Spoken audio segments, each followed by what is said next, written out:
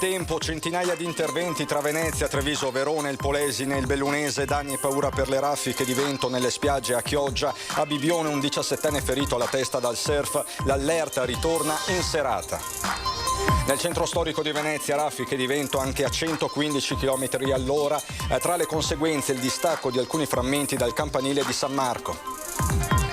Pauroso incendio stamane a Breganze nel Vicentino, a fuoco una villa storica nella frazione di Mirabella, pompieri in azione per ore, i danni sono ingenti. Crudeli e malvagie, così Carabinieri di Thiene hanno definito le 3 donne sinti arrestate per rapine e furti commessi o tentati ai danni di persone anziane, sole e disabili. Elezioni Fratelli d'Italia in pressing non solo sul magistrato Nordio, si profila anche il nome di Elena Donazzan come possibile ministro, la diretta interessata non smentisce. Cordoglio trasversale della politica per la morte del senatore di Forza Italia Nicolò Ghedini, morto a 62 anni per una leucemia, l'addio di Berlusconi al suo storico avvocato.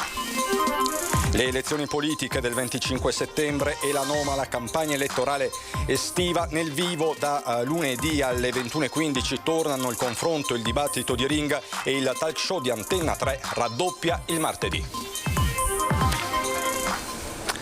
Bentrovati, buonasera telespettatrici, telespettatori di Antenna 3. In primo piano per questa edizione regionale dei nostri telegiornali il maltempo che si è abbattuto proprio in queste ore sulla nostra regione, particolarmente colpita la provincia di Venezia dal litorale al Lido. In piazza San Marco sono addirittura caduti alcuni frammenti dal campanile appunto simbolico della Basilica.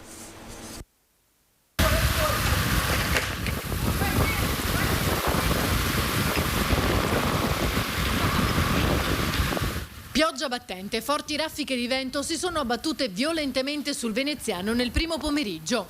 Anche il campanile di San Marco è stato colpito dal nubifragio che con la sua potenza ha provocato il distacco di alcuni frammenti di mattoni. I turisti che erano in visita sono stati fatti uscire immediatamente e la zona transennata. Alla base del campanile sono visibili alcuni pezzi di mattone rosso caduti dall'alto. Le raffiche di vento hanno raggiunto i 115 km all'ora. Per circa 10 minuti sono state così violente da rovesciare i tavolini all'aperto e gli ombrelloni in piazza San Marco.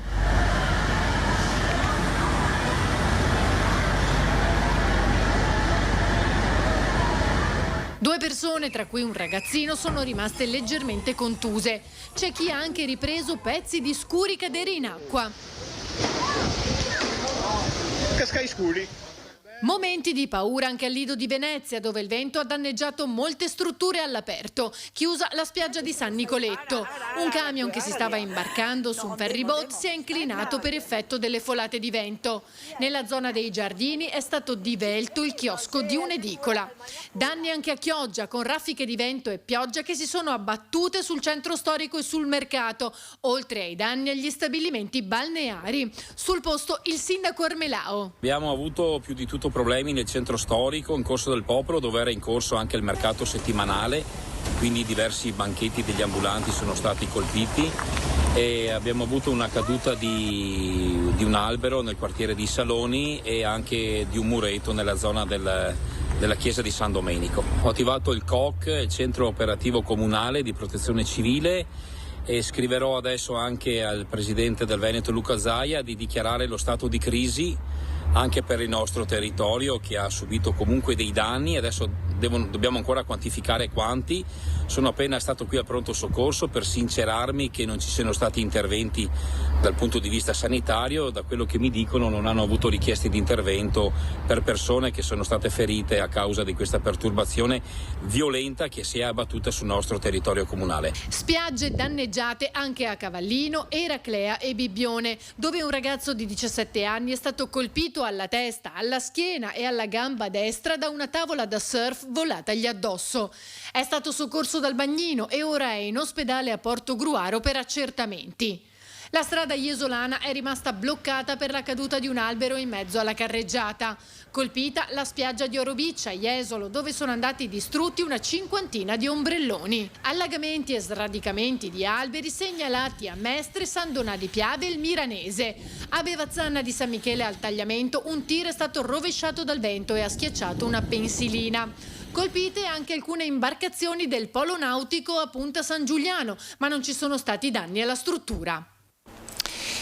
Nel frattempo il governatore Zaia ha dichiarato lo stato di emergenza regionale a seguito dei violenti nubifragi e le forti raffiche di vento che hanno colpito il Veneto, in particolare lo avete visto il Veneziano ma anche il Polesine, anche in provincia di Rovigo pesanti danni e disagi, l'intervento più serio alla casa di riposo Ingegner Pedrelli di Ariano nel Polesine, una parte della struttura laterale è crollata al suolo colpendo anche qualche auto che si trovava parcheggiata lì nei pressi, fortunatamente nessun danno è stato registrato all'interno della casa di riposo che fa parte del consorzio servizi sociali Isola di Ariano. Gli ospiti hanno potuto continuare a usufruire del servizio senza alcuna interruzione. Così dunque nel Polesine oltre 200 gli interventi dei vigili del fuoco in tutta la regione, decine anche nella Marca trevigiana.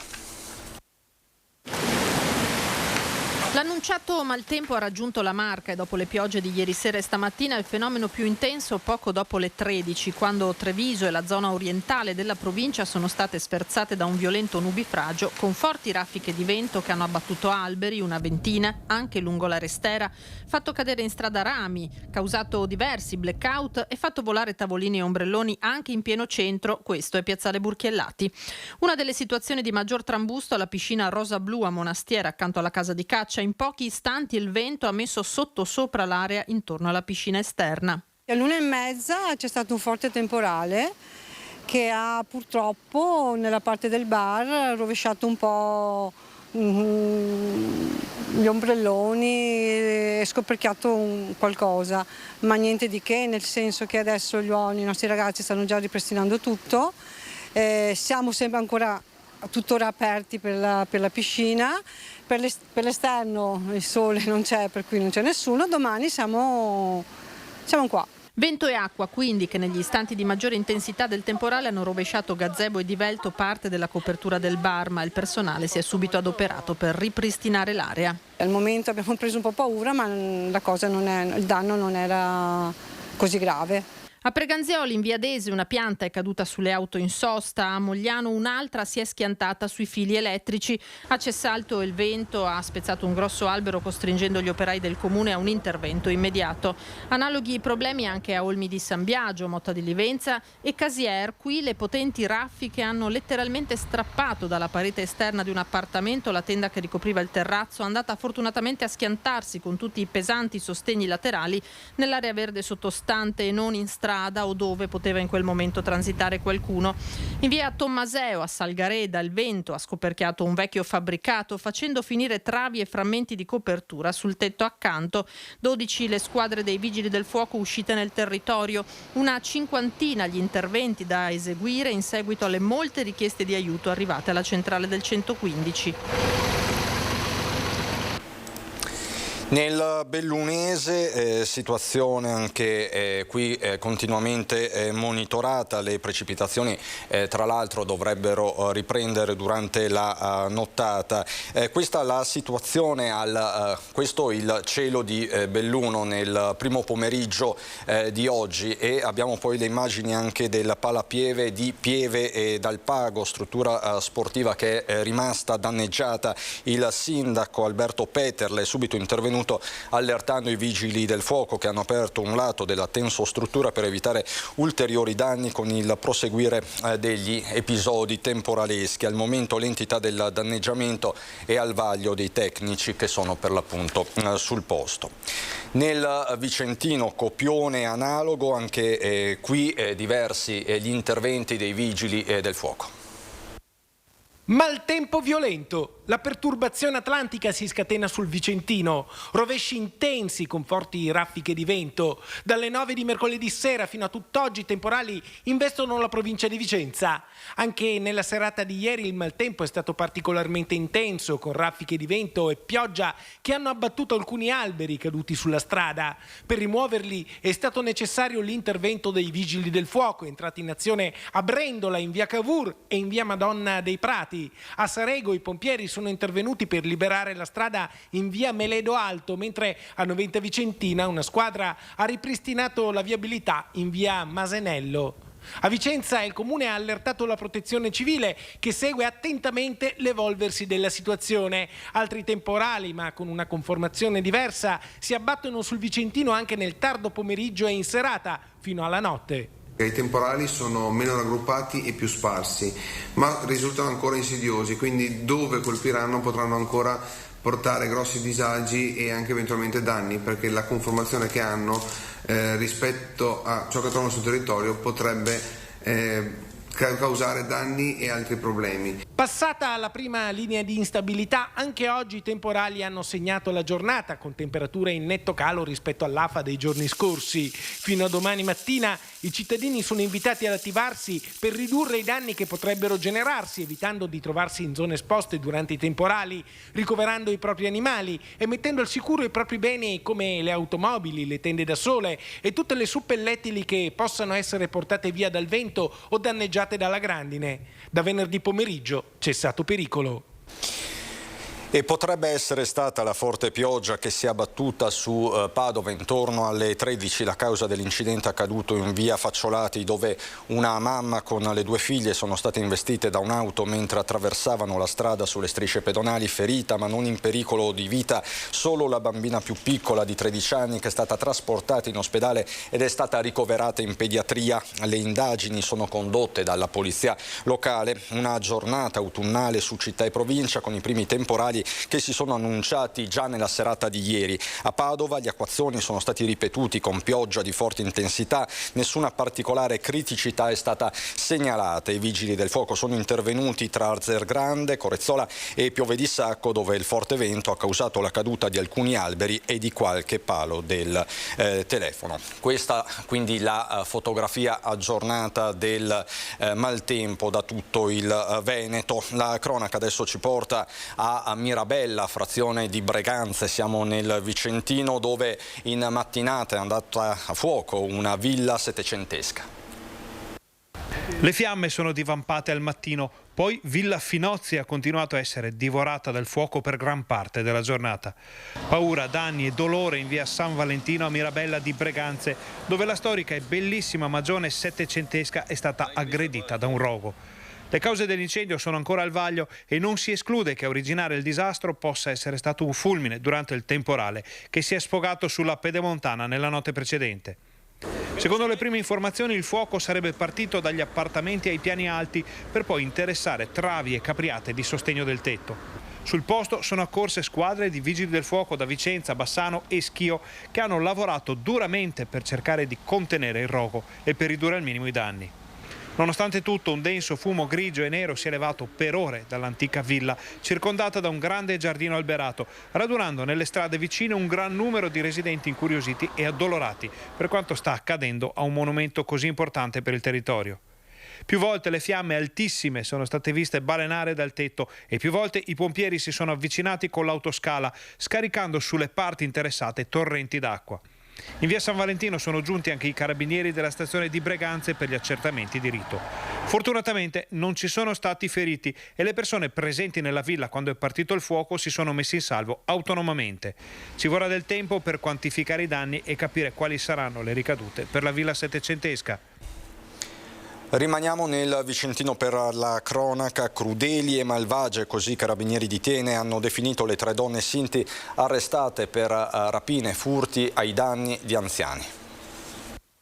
Agivano con metodo e senza scrupoli. Una 24enne di Trento, una 27enne di Villa Marzana e una 28enne di Marghera, tutte di origini sinti e già responsabili di altri reati. A loro carico ci sono ben 17 colpi accertati dagli uomini dell'Arma, 3 rapine e 14 furti, di cui 7 andati a segno, per un bottino di circa 15.000 euro tra denaro e preziosi. I fatti risalgono al periodo tra settembre 2020 e aprile 2021 e sono stati commessi a Sarcedo, Marano, Zugliano, Chiuppano, Caldogno, Due Ville e Schio. Le vittime hanno raccontato di collane strappate con violenza dal collo o entrando in casa o con affiancamento lungo la strada, a cui seguiva la fuga a bordo di una vettura grigia. Il veicolo è stato poi intercettato e bloccato a Marano dopo un breve inseguimento e uno speronamento, in cui i militari, supportati dai colleghi in borghese, sono usciti fuori strada riportando lievi ferite. Le 3 presunte ladre sono state rinviate a giudizio al Tribunale di Vicenza.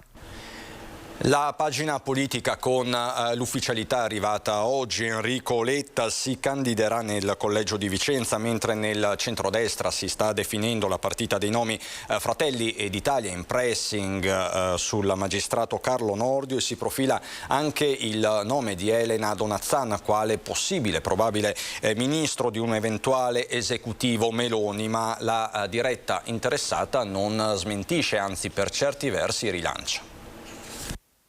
La domanda è: Elena Donazzan o la competenza veneta, l'approccio che abbiamo alla buona amministrazione, alla pubblica amministrazione, la capacità di leggere i bisogni dei propri territori possono essere utili all'Italia? Questa è la domanda, e io spero che sia ovviamente una risposta chiara, sì. Una veneta a Roma, magari donna, magari di Fratelli d'Italia, non sono in pochi a ipotizzare un ruolo nel possibile governo Meloni di Elena Donazzan in caso di vittoria del centrodestra. Il suo nome circola insistentemente e lei stessa sembra non escluderlo, andando oltre la formula di rito del rimanere a disposizione. E questo nelle ore in cui proprio Meloni è in pressing sull'ex magistrato trevigiano Carlo Nordio, altro peso massimo già lanciato in occasione della corsa al Quirinale. Che poi sia io, che sia un altro veneto, anche a guidare qualche ministero importante. Prima abbiamo citato Nordio.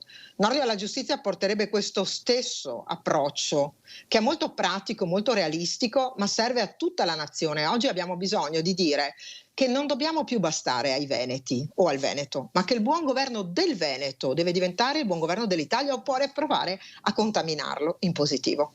Elena Donazzan, assessore di lungo corso e particolare non da poco responsabile del lavoro di Fratelli d'Italia a livello nazionale, quindi sembra più che mai pronta alla campagna elettorale, facilmente in quel collegio di Vicenza dove il segretario del PD Enrico Letta ha confermato la sua candidatura. Dobbiamo giocare all'attacco, ha detto Letta. I veneti si ricorderanno di chi ha votato contro Draghi. E ancora, la leadership di Zaia sta per finire, anche la Lega si è arresa a Fratelli d'Italia, le parole del leader Dem.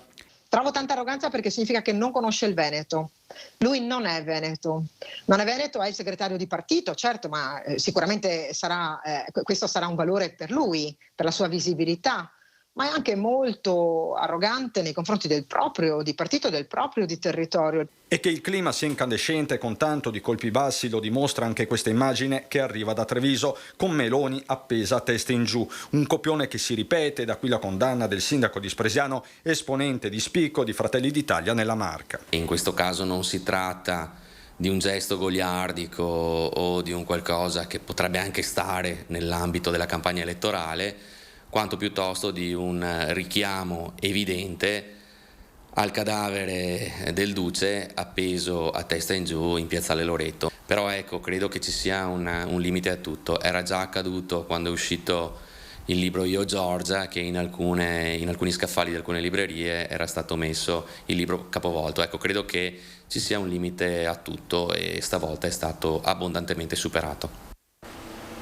Mondo della politica e non solo, già profondamente scosso per la morte dell'avvocato padovano Nicolò Ghedini.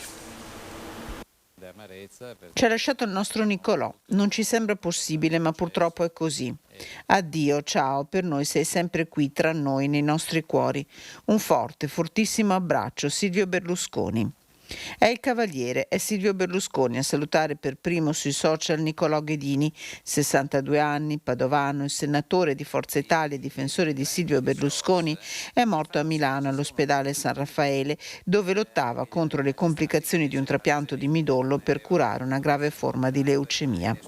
Un fulmine a ciel sereno nel pieno di questa campagna elettorale d'agosto anche per il coordinatore veneto di Forza Italia, Michele Zuin. Sono senza parole perché l'avevo sentito anche qualche giorno fa e penso che sia stato un aggravamento degli ultimi giorni, perché insomma nessuno si aspettava una cosa del genere. Un cordoglio sincero e profondo da parte di tutte le forze politiche. Il Presidente del Senato, Maria Elisabetta Alberti Casellati, confessa: ho un grande dolore, mi mancherai profondamente. Accanto a lei Antonio Tajani e l'amico e storico collega dello studio di Via Altinate a Padova, l'avvocato Piero Longo, che ricorda: era uno straordinario amico e collega, un grande lavoratore, un uomo senza vizi che ha condotto una vita sobria e riservata e che ha lasciato in noi un grande rimpianto. Una vita dedicata al lavoro e a Forza Italia, quella di Niccolò Ghedini, come testimonia Michele Zuin, ricordando l'ultima telefonata di pochi giorni fa. Abbiamo parlato delle elezioni politiche, delle liste, eccetera, perché chiaramente io mi confrontavo anche con lui su queste cose, per cui lo tenevo informato di tutto quello che succedeva. Perdiamo una parte importantissima di Forza Italia nel Veneto. È stato anche lui coordinatore regionale, è stato più volte deputato e senatore, era una comunque delle persone, pur se non appariva, era una delle persone più importanti di Forza Italia, anche proprio per la linea politica e anche perché era un ascoltatissimo consigliere del Presidente. Dal Veneto arrivano tra gli altri il saluto e l'omaggio del Presidente della Regione Luca Zaia e la tristezza di Padova, la sua città, espressa dal sindaco Sergio Giordani. Sono molto addolorato per la scomparsa di Niccolò Ghedini. Ai familiari, agli amici e anche al suo partito Forza Italia rivolgo sincere condoglianze. Figlio di una nota famiglia padovana, Ghedini ha seguito le orme paterne come avvocato, poi l'incontro con Silvio Berlusconi. Sto entrando dentro il tribunale. Lo chiedo all'avvocato Franchini. Tribunale di Venezia, giugno 2014. Nel piano del processo Mose, Niccolò Ghedini non si concede ai giornalisti mentre entra in aula come difensore dell'ex doge del Veneto Giancarlo Galan. Una vita divisa tra le aule di tribunale, difensore con la D maiuscola di Silvio Berlusconi, una vita dedicata alla politica con un seggio in Parlamento tra Camera e Senato dal 2001 in Forza Italia, una vita trascorsa in Veneto tra Padova nello studio legale dove aveva mosso i primi passi accanto al già affermato avvocato Piero Longo e Santa Maria di Sala, la sua residenza di campagna. All'età di 62 anni è morto in un anomalo agosto di campagna elettorale Niccolò Ghedini, un principe del foro dei modi eleganti che 5 anni fa era stato eletto senatore nel collegio uninominale 6 Bassano del Grappa e così parlava di flat tax. Le risorse si troveranno dalle meno tasse. Veda, è uscito anche recentemente un saggio della cosiddetta flat tax, cioè della tassa piatta bassa, sì, che in alcuni paesi dove è sperimentata ha provocato un aumento del gettito fino al 40%. Una vita in Forza Italia di cui fu coordinatore veneto e di cui assunse le redini a livello nazionale nel 2016. Una vita dedicata alla giustizia, una vita in difesa di Silvio Berlusconi, di cui parlava così ai nostri microfoni nel gennaio 2013. Io credo che ancora oggi, se uno dovesse decidere a chi affidare i propri risparmi tra Monti, tra Bersani e Berlusconi, non potrebbe che scegliere Berlusconi. Già quella politica che da lunedì sera tornerà a raccontare Ferdinando Avarino con il suo Ring.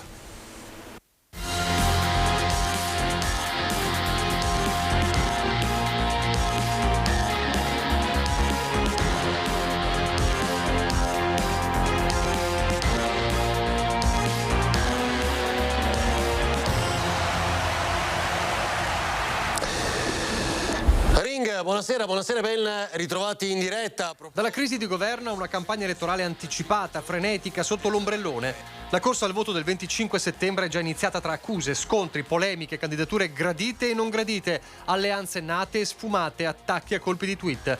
Una corsa che merita di essere raccontata fin nei minimi dettagli. Ecco perché il tradizionale appuntamento di Ring non solo torna in anticipo, ma raddoppia. Da lunedì 22 agosto alle 21:15 il confronto condotto dal vice direttore Ferdinando Avarino su Antenna 3 va in scena ogni lunedì e martedì. Ospiti in studio, collegamenti, dibattiti, servizi di approfondimento, i sondaggi sui temi caldi, i vostri messaggi in onda per esprimere, come sempre in libertà, il pensiero di voi telespettatori. Perché mai come in questa campagna elettorale c'è bisogno di capire, informarsi, conoscere programmi e idee, ma anche retroscena e strategie. Ogni lunedì e martedì, dal 22 agosto, l'appuntamento con la politica è qui, con Ferdinando Avarino, alle 21:15. Il Ring di Antenna 3 è pronto per suonare il gong e dare il via al combattimento. Grazie a voi tutti per averci seguito e buonanotte da Ring.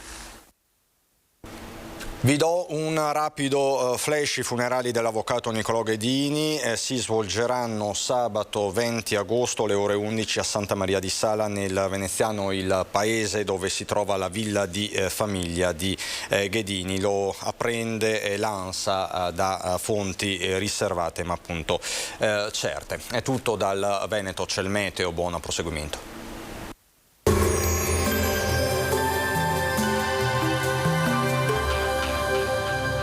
Cooperativa Agricola Volpago offre carne fresca di prima qualità. Ci trovi a Volpago del Montello, Pieve del Grappa, Tre Baseleghe e presso lo spaccio del contadino a Dolo e Massanzago. Benvenuti al meteo. Previsioni per venerdì 19 agosto. Sul Veneto tempo instabile con diffusa nuvolosità soprattutto nella prima parte della giornata. Sono attese schiarite a partire dalle prime ore della sera. Previste precipitazioni principalmente a carattere di rovescio o temporale, soprattutto sui rilievi. Temperature in calo, specie sulle zone centro-orientali. Minime comprese tra i 19 e i 21 gradi, massime tra i 25 e i 28 gradi. Sul Friuli Venezia Giulia atteso tempo variabile. Dalla notte fino al pomeriggio saranno probabili rovesci e temporali sparsi a carattere intermittente su tutte le province. Le piogge potranno essere localmente anche abbondanti. Dalla sera è atteso un miglioramento. Temperature minime comprese tra i 20 e i 23 gradi, massime sui 27 e 28 gradi. Sul Trentino Alto Adige tempo instabile al mattino, con la possibilità di rovesci anche temporaleschi. Per il pomeriggio è atteso un graduale miglioramento. Temperature sui 21 gradi, massime tra i 25 e i 26 gradi. Dal meteo di Antenna 3 è tutto, arrivederci.